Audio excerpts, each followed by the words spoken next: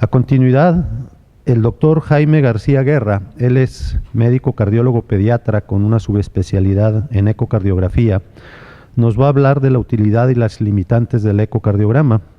Él es médico adscrito al Servicio de Cardiología Pediátrica de la UMAE 34. Adelante, Jaime.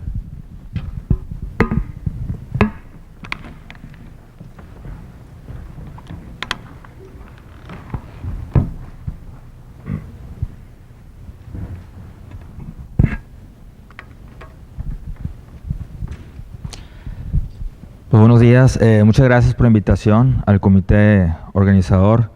Ahí si me paso tiempo me chiflan, no me enojo, porque después ya me prendo aquí y le seguimos. Bueno, hoy vamos a hablar de lo que es la utilidad del eco en sus diferentes modalidades, principalmente en terapia intensiva pediátrica. Excelente, ahí está. Muy bien.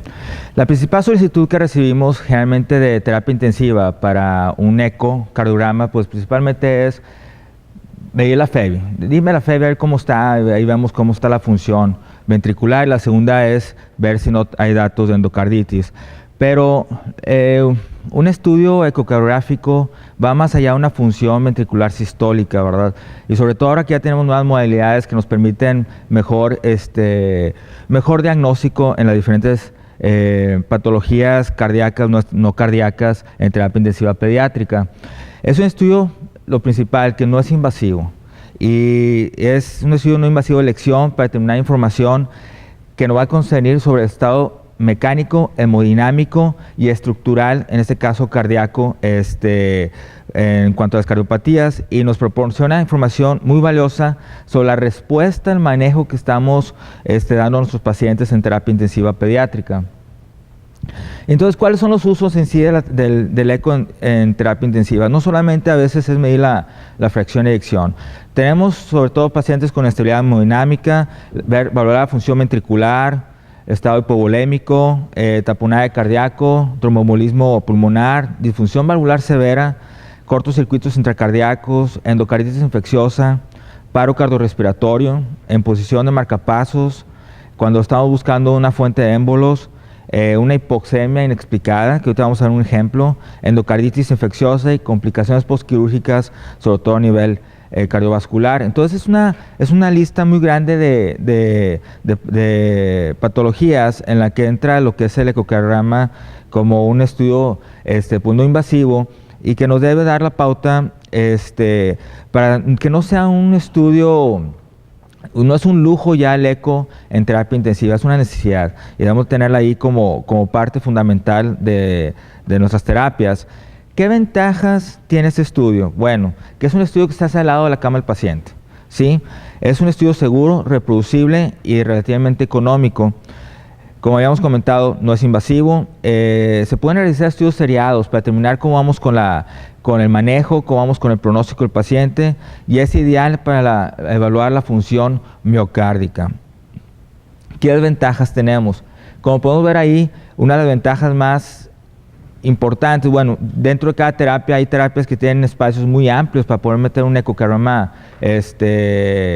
no los portátiles, los de mayor tamaño, y hay espacios, hay ciertas terapias que tienen lugares muy pequeños, entonces a veces tenemos que estar haciendo el eco con la mano por acá y la imagen por acá, ¿verdad? Entonces tenemos que buscar terapias que puedan darnos un buen espacio para meter un eco. Y la otra situación es que si no, buscar un eco portátil que nos pueda servir en estos pacientes.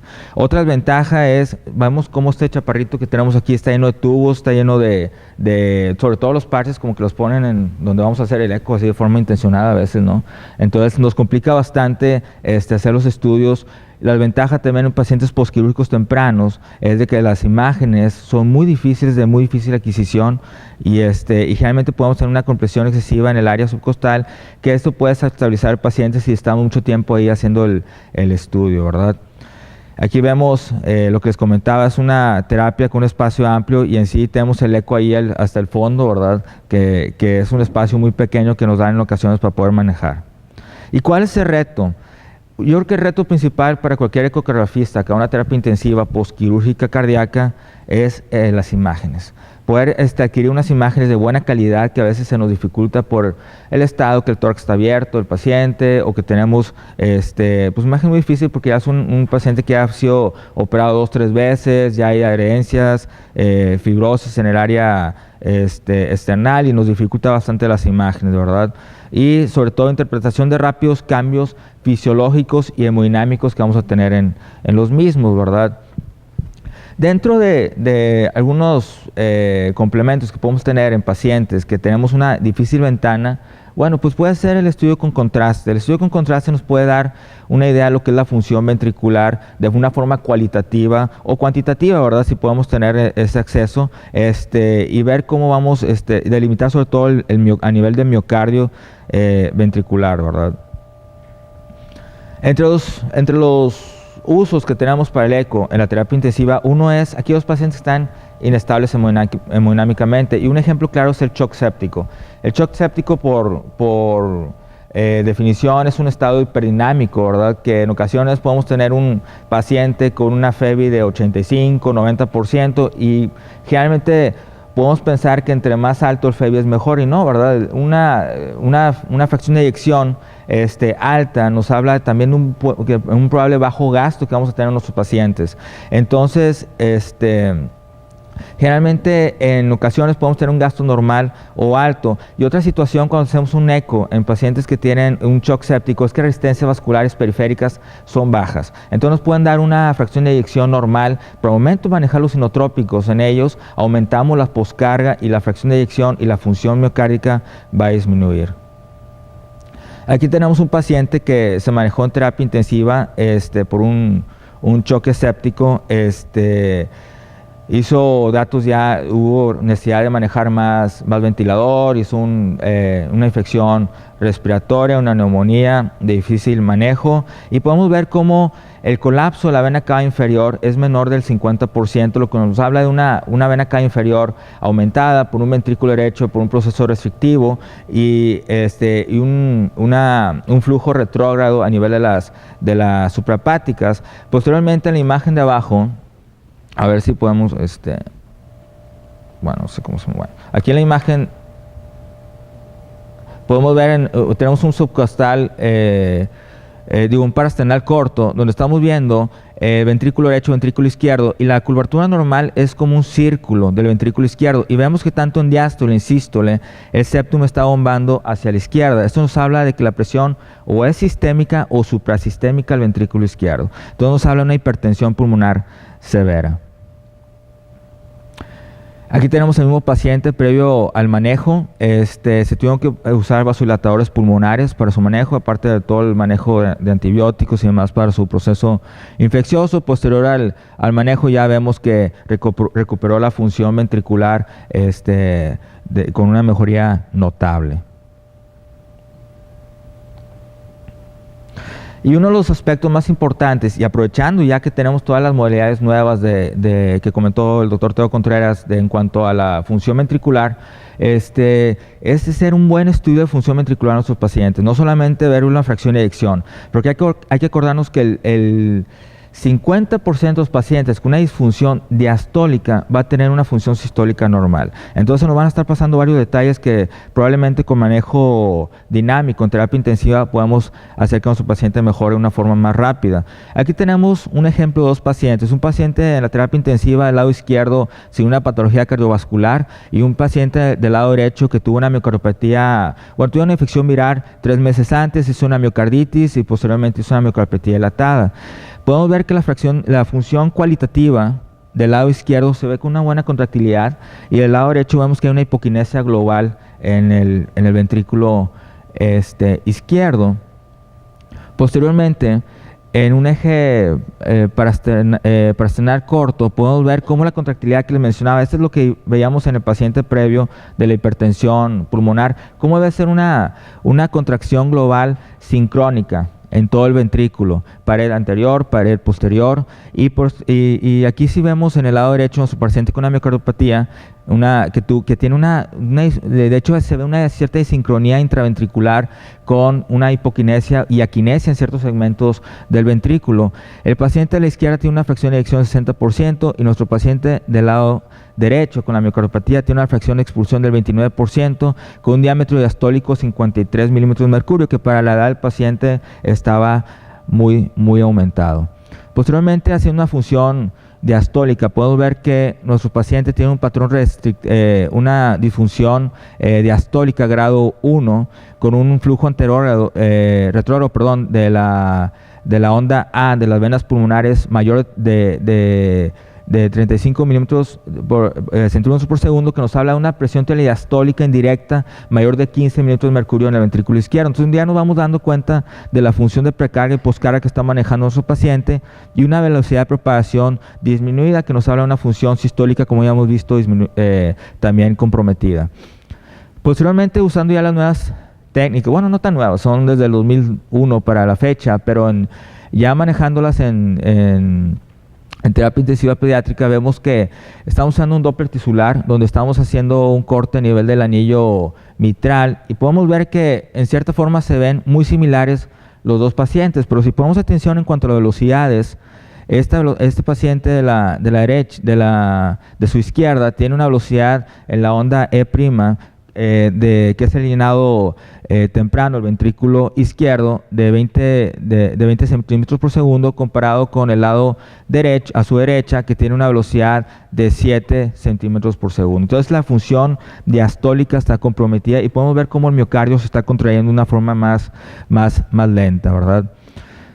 Aquí estamos viendo el anillo mitral, haciendo el mismo ejemplo, y aquí sí vemos ya como a nivel del anillo septal, el septum está comprometido, está comprometiendo ya lo que es la función del miocardio, y vemos una velocidad de 4 centímetros por segundo. Y hay que acordarnos que el septum maneja el 30% de variabilidad de la función del ventrículo derecho. Entonces, no solamente la causa más frecuente de falla cardíaca derecha realmente es por falla cardíaca izquierda.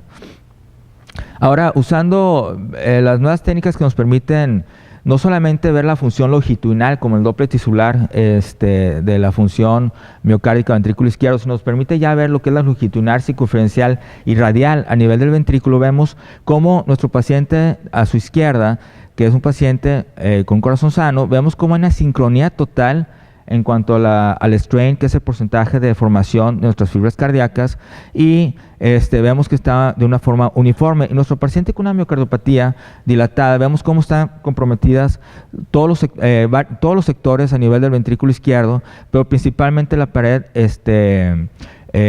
inferolateral. Si lo normal sería ver este color rojo, que nos habla de una velocidad de 20 centímetros por segundo, y aquí vemos cómo está solamente a nivel septal medio, que está aún de forma normal, pero todo lo demás vemos que tiene una contractilidad muy disminuida, ¿verdad?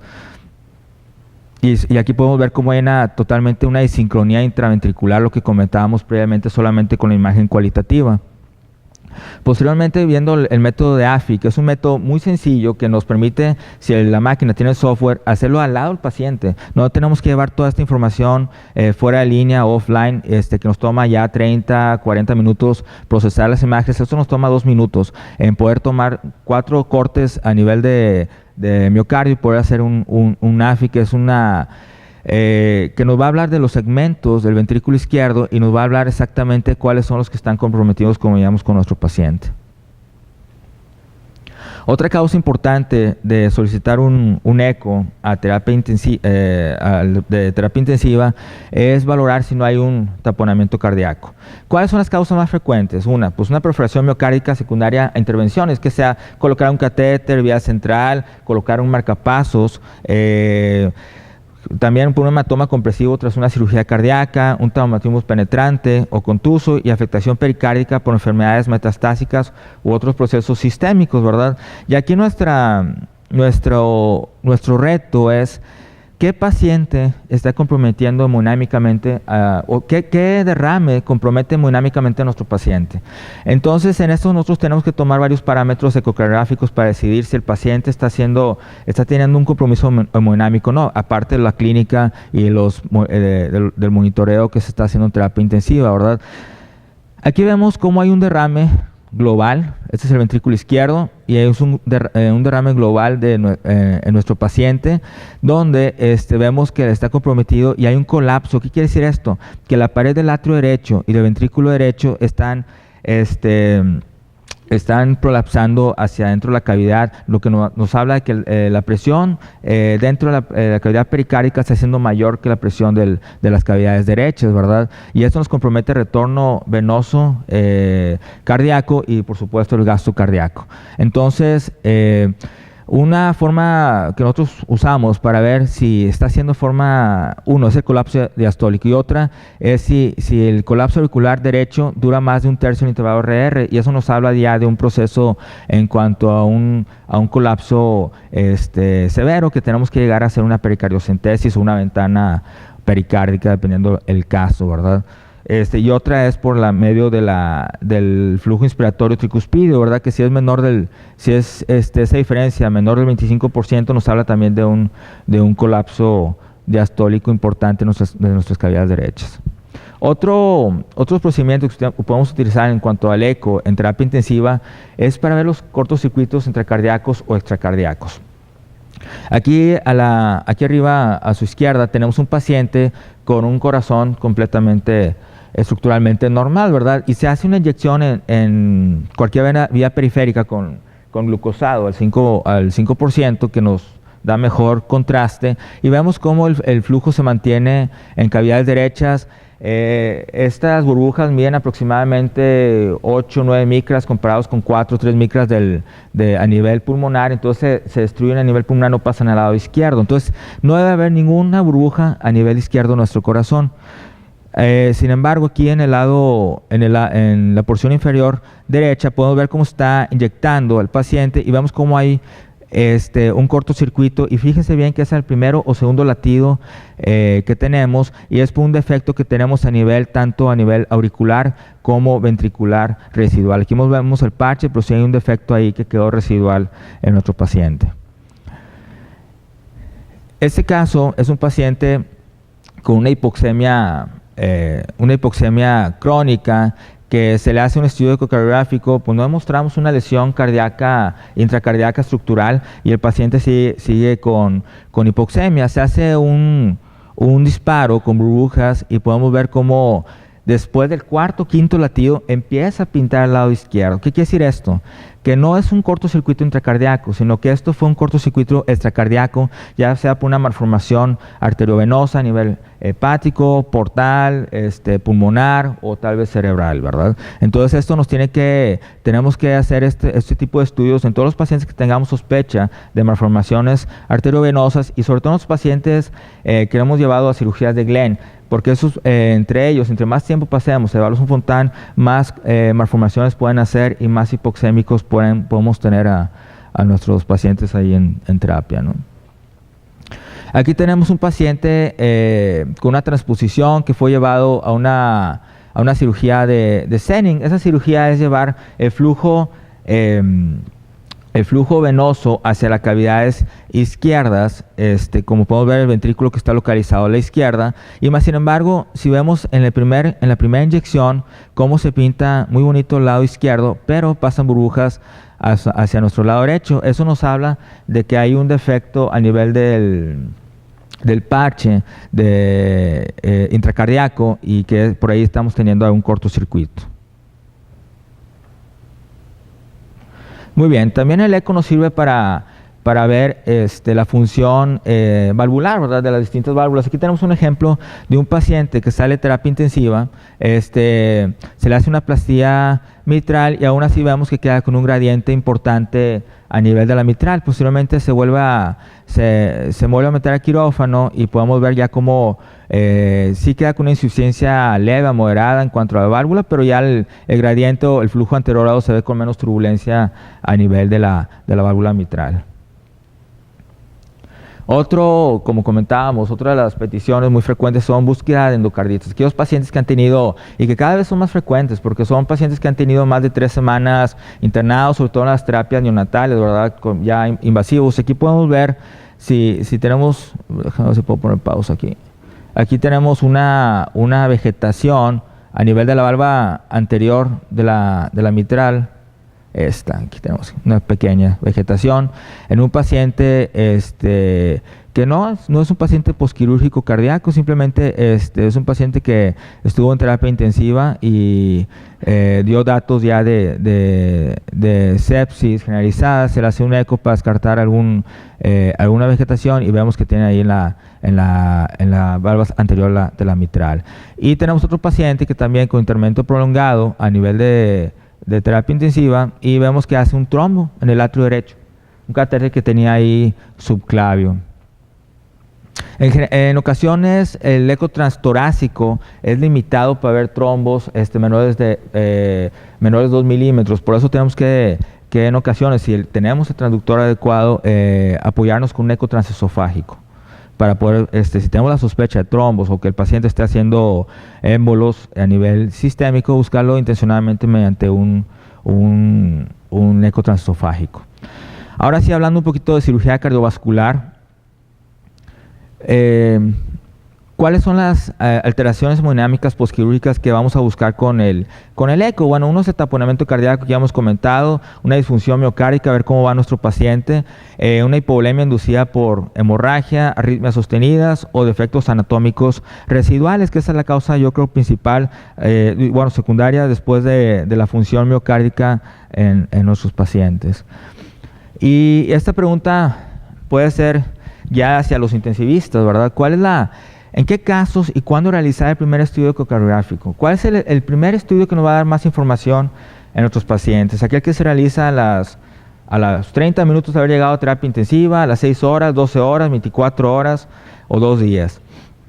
En mi opinión muy personal, es aquel que se hace en quirófano, porque el eco que se va a hacer en quirófano transquirúrgico nos va a dar la información inicial de cómo viene nuestro paciente, cómo viene esa función, cómo respondió a la circulación extracorpórea, si es que se metió a una, y vamos a ver las condiciones hemodinámicas y sobre todo esa función ventricular del paciente. Ese debe ser nuestro eco más importante, y yo creo que hoy en día no es un lujo tener un eco transofágico en terapia en quirófano, sino debe ser una necesidad. Ya me hicieron complot aquí. Ahí va. Yo creo que debe ser una necesidad tener ¿dónde estaba? Vamos a abrirla de nuevo.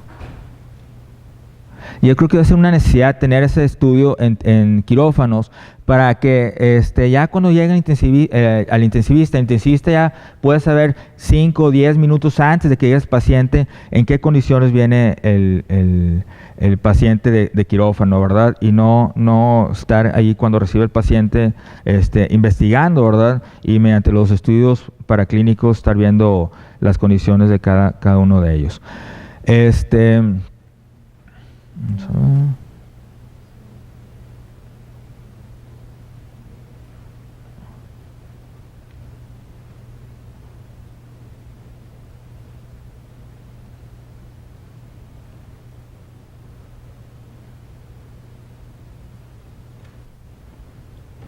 Bueno, decían que la Mac no sabe fallar. No, ahí va, está un poco lenta. Bueno, entonces yo creo que el eco para el intensivista es primordial, sobre todo a nivel de quirófanos y sobre todo después posteriormente poder correlacionar. ¿Por qué es importante? Porque si vamos a tener un efecto estructural, por ejemplo, podemos evitar bastante andar reinterviniendo a los pacientes posterior a andar haciendo tener lesiones residuales como una CIB, una válvula que no quedó en posición. Entonces todo eso es lo que vamos a estar tratando de evitar con ellos, ¿verdad? Bien. Lo que hemos platicado, un eco ya puede ser transesofágico o transepicárdico, ya sea el caso que tengamos. Aquí quiero nada más presentar un caso de un paciente que se le hizo una fístula sistémico pulmonar por una atresia pulmonar. Es un paciente que empieza después de la fístula a darnos datos de una vena cava superior. Posteriormente hacemos el estudio ecográfico y si se fijan alrededor de la fístula, que no es una complicación frecuente, vemos un seroma que se forma y cómo alrededor del seroma vemos la vena cava superior que está teniendo dificultad para su vaciamiento. Entonces ese es por lo mismo estaba haciendo el dato síndrome de vena cava inferior, cómo es a veces útil tener el eco disponible rápidamente en un paciente que puede llegar en condiciones críticas a terapia, ¿verdad? Entre conclusiones, bueno, pues sabemos que el impacto del ecocardiograma en nuestra conducta terapéutica va a tener en un 73% de los casos, es muy alto, ¿verdad? En tres cuartas partes de nuestros pacientes el eco nos va a hacer un cambio en nuestro manejo, ¿verdad? Ya sea quirúrgico o farmacológico, y pues se ha sugerido ya varias veces que esto sea no un lujo, sino una extensión de nuestra exploración física. Exploración clínica, gracias.